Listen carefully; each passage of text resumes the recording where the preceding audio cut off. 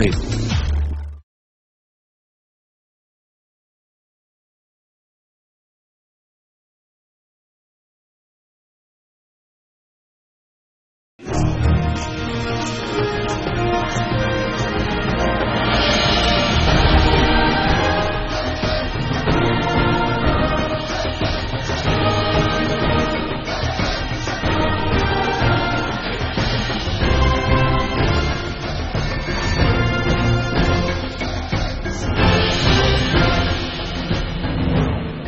Thank you for joining us. A lot has been said about ease of doing business in the context of the entire country. But now, after the new government took over, we are also talking about ease of doing business in terms of states. And Resurgent Rajasthan is one initiative through which the Rajasthan government is not only seeking to attract investments, but also talking to prospective investors about what they want to do in terms of having an easier business environment. We have a packed panel with us today. We have Sangeeta Prasad, who's from Mahindra Life Spaces. Then we have Mr. Dinesh Agarwal from India Mart. On my left, we have Abha Lamba, a prominent architect working in the field of restoration. And last but not the least, we also have Manish Sabharwal from Team Lease with us today to discuss about how Rajasthan can take forward its dream of having more investments. Start with Sangeeta Prasad. Ma'am, you have been associated with Rajasthan for quite some time now. How has the experience been till now, and going forward, what kind of a policy environment would you want to see from the Rajasthan government? We entered the state of Rajasthan after we started our integrated industrial ecosystem in Chennai under the brand of Mahindra World City Chennai, and it was a serendipity event that Infosys, who was our customer in Chennai, said that we want to come to Rajasthan, but Mahindra World City has to come to Rajasthan. And that's when the public-private partnership with the government started, with Mahindras and the Rajasthan government deciding to set up an integrated industrial ecosystem in the state. The experience has been, of course, a lot of challenges when you start something greenfield, something organic, but the very, very collaborative and symbiotic effort with the government and us to set up an ecosystem which looks at the customer need. So what do they look for? They look for access, they look for connectivity, they look for skills, and they look for the customer that is their market. And that's what we have been striving through our Mahindra World City ecosystem here in Rajasthan. You know, governments now use a term repeatedly when they talk to their prospective investors, and that is called a single window system. What has been your experience in Rajasthan regarding that? Does the single window system that is in place here is actually a one-stop shop for your permissions? Because we are a partner with the Rajasthan Industrial Corporation here, our single window is RICO. So if we have to capture the market of B2B customers, the applicability of RICO as a partner becomes very relevant. So all our approvals, we use RICO as the window. That's the window which comes into play. But in the long run, the approval has not been a deterrent because of this collaborative effort. We'll continue the discussion regarding ease of doing business, but let me quickly talk about another topic which many states actually, ignore in their quest for getting more investments, and that is regarding skills. Many industrial houses tell us that employability is an issue, be it any state, in terms of the output from such ITIs and all. Sir Sabharwal, if you can tell us what all needs to be done to ensure that employability remains the core focus of the skill training development program that states like Rajasthan are carrying out.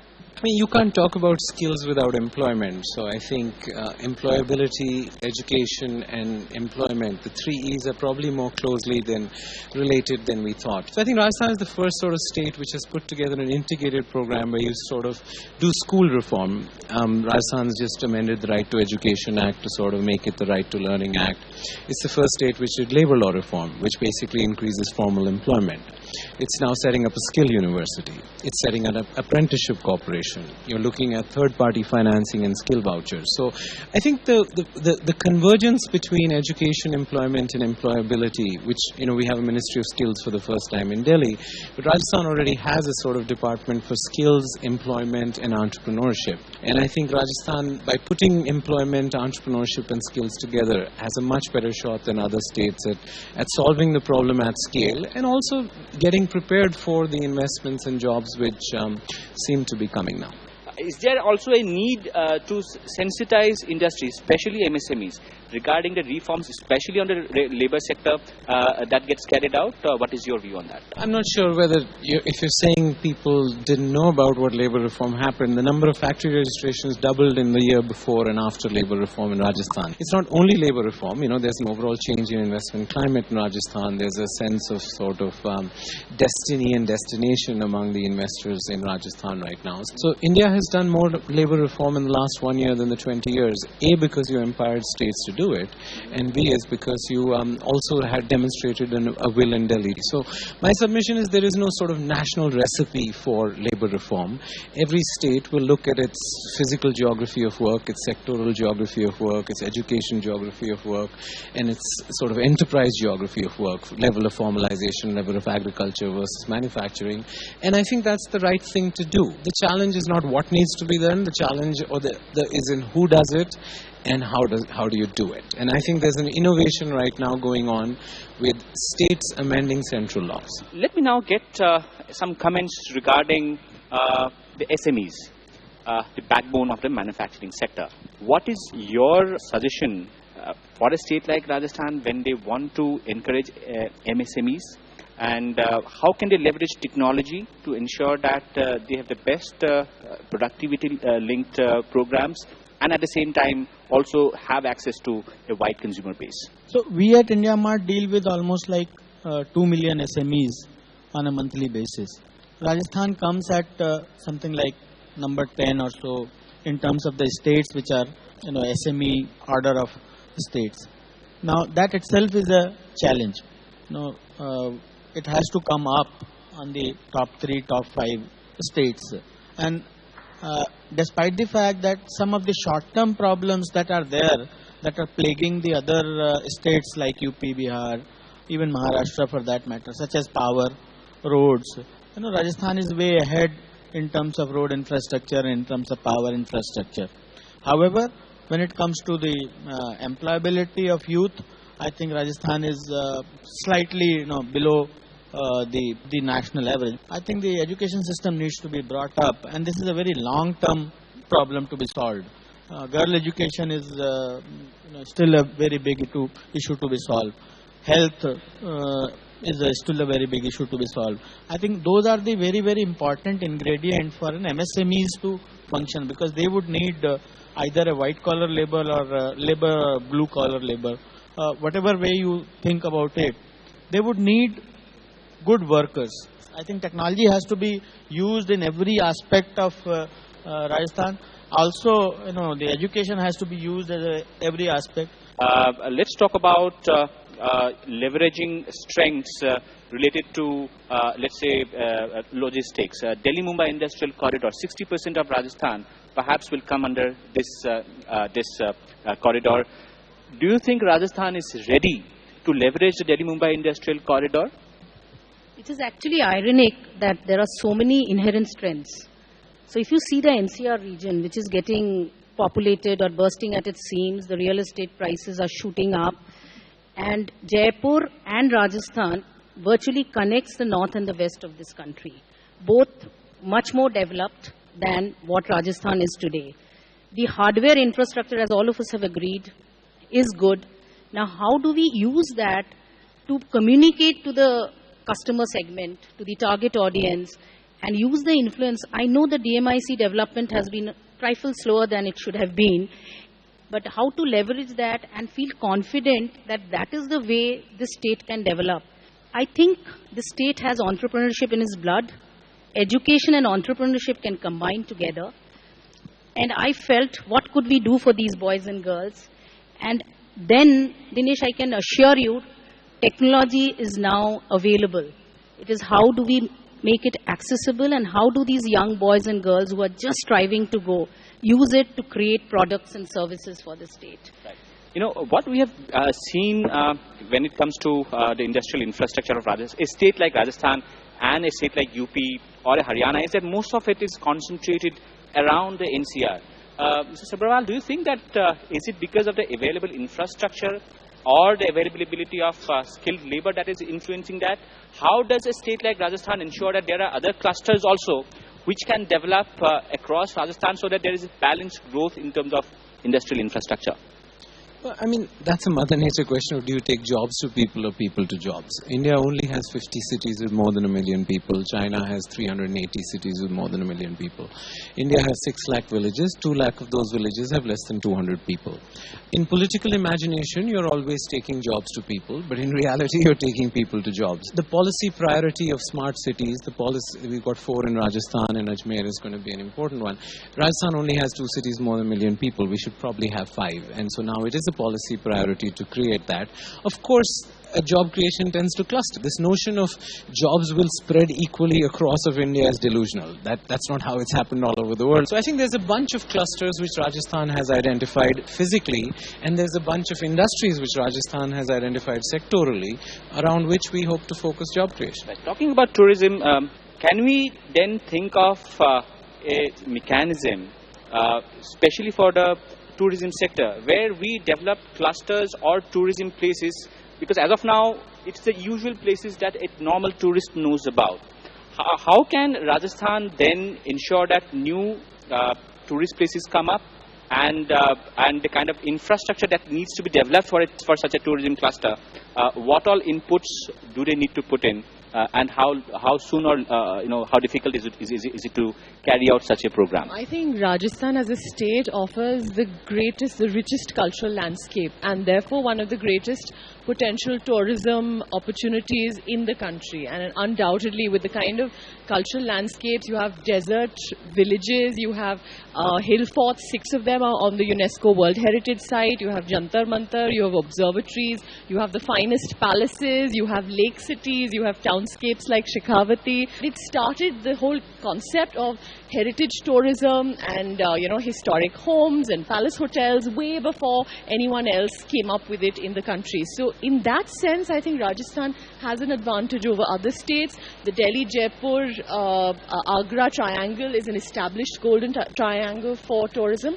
But in addition to that, what the government is presently exploring is to be able to spread the tourist not just to the usual Jaipur and Jaisalmer route, but to present newer sites which are actually fantastic historic sites. So not only do you have heritage tourism, but you have a whole range for the young, for different spectrum of tourists. How important is sustainability when you develop a tourism site, and has the government here given a thought about having sustainable tourism? Absolutely. Sustainability is key to tourism. What we're looking at are developing historic sites for tourism, but spreading them out through the state. So it gives the tourists, a wider landscape to be able to explore, but at the same time, we're not killing these regions which have fantastic historic spaces but are also vulnerable.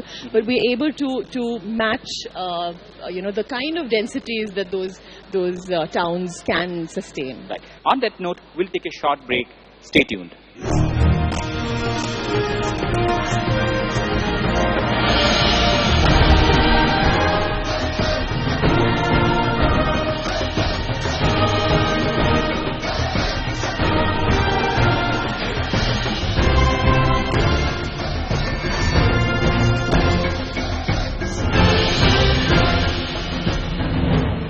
Welcome back. We are discussing investing in Rajasthan. Let us now talk about an issue related to the manufacturing sector, and one basic ingredient that we all want as far as developing the manufacturing sector is concerned is land. You ask any state government, they will all talk about land pools. Does that land pooling system work, or at the same time, do the state government should they also think about amending the Land Act? Tamil Nadu has done that. But should other states also think about amending the Land Act to make the process more easier for the industry? What is your view on that? Land is a complex subject and an emotional one as well. What is happening today is there are polarized stance on land. So either people talk about agrarian or industrial. So I think that optimal balance and communicating and understanding with the stakeholders is as important as repealing or amending the Land Act. Because if people see the benefits of using the right land for industrialization and economic growth and see employability and employment, then things will improve. No, I think the government has to make sure that at least for industrialization and for making India to succeed, land is a very, very key ingredient. And especially for SMEs, for larger people, they can bargain with the states that, okay, we will not set up in this state, then we are going there. Tata can say that, we are moving from Bengal to Gujarat. But for SMEs, that is not an option. Let's talk about, in a last topic, one interesting aspect that we saw regarding Rajasthan is the way they do PPP. In one area which they are doing PPPs is education. If you can just tell us about how the experience has been regarding PPPs and well, it's still early days to see what's happened, but I think there's a recognition that the government has an execution deficit, the private sector has a trust deficit, and not-for-profits have a scale deficit. So everybody's struggling with their birth defect, right? And we have to all work together. You're not going to solve education purely by government schools, you're not going to solve it purely by non-profits, and you're not going to solve it by the private sector. So I think the only recognition is that I think competition is better than monopoly. Right now, government schools are purely operated by civil servants, and to have government schools work with private sector to fund them but still have government schools run by them is one model. There's a PPP proposed in the health sector too. I know people are even more worried about that how can you do PPPs in the health sector. But I think when you ask consumers, they don't really care about private hospitals or government hospitals, they just care about good and bad hospitals. And that's the same thing about schools, right? I think we have to shift the debate from good and bad schools, good and bad hospitals to private versus public. So it's an experiment. It's in early stages, but I think it's brave of Rajasthan to think about it. And I think we need a more adventurous state in India. I think the status quo is not working, so we have to experiment more. Some of those experiments will work, some won't work. So if you don't do anything, you're not even going to learn anything. And we still need to learn how to do PPPs. So I think the health and the education PPPs in India will provide us important and valuable information which will help us to do better in the future. How has the experience been in the tourism sectors in Rajasthan, especially on PPPs? I think one inherent in the DNA of Rajasthanis, whether you have the Marwaris, it's really a very, it's traditionally they've been ingenuous and inventive and great businessmen. So you already have, without even the government sort of pushing it in any way, you have a very robust heritage industry, a tourism industry in Rajasthan. Some of the finest, Umaid Bhavan Palace hotels in Rambagh, and almost of the great palace hotels in India are in Rajasthan. But having said that, for conservation and for heritage, there's also various models, as Manish mentioned, about education that also have to be explored. So, the government at some point is looking at projects of historic sites where the government is investing because they're important state-protected sites. But at the same time, there have been cases, and there are cases currently, where corporate social responsibility is kicking in, where their corporates are adopting historic sites and looking at their preservation and restoration. So we have cases where old forts, which would have been abandoned, are being restored, and also which are being restored as secondary schools and primary schools. So you have this unique cultural coalescence of education and giving a use to an abandoned site, so that children grow up with heritage and really begin to have a much more intimate relationship with that. We have these amazing towns of Shekhawati region, which are like open air art galleries. So it's just bringing in various stakeholders, the diaspora of people who've left Rajasthan and live in Bombay, New York, other cities, but who belong to Rajasthan. They need to be tapped. That potential needs to be tapped in to see if they can come back and contribute to the cultural heritage. I think we are completely out of time, but thank you, panelists, for this discussion, and clearly the emphasis lies on implementing policies which ensures that there is policy stability, which basically gives confidence to the investor to come into a state like Rajasthan and set up their facilities. On that note, we'll end this program. Thank you.